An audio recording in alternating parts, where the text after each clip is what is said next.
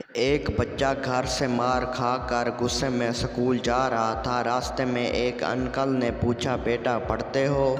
बच्चा बोला, नहीं, यूनिफॉर्म पहनकर मुजरा करने जाता हूँ।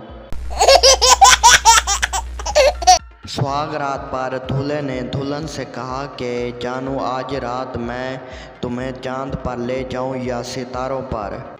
दुल्हन शर्माते हुए बोली, जानू, ये फैसला मैं तुम्हारा रॉकेट देखकर ही करूंगी।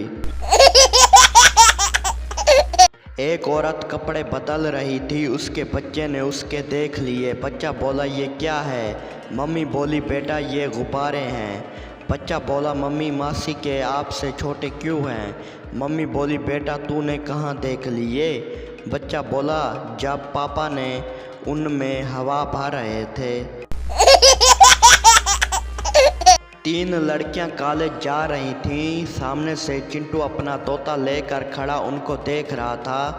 चिंटू का तोता पिंजरे से चिल्लाया, लाल, गुलाबी, काली। दूसरे दिन मिट्ठू फिर चिल्लाया, नीली, पीली, हरी।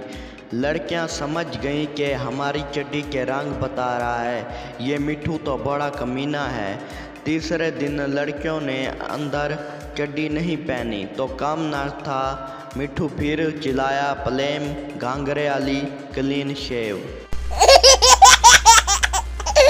गोलू अपने पापा से बोला, पापा मुझ में ऐसा क्या खास है जो पूरी क्लास में मेरा एल सबसे बड़ा है?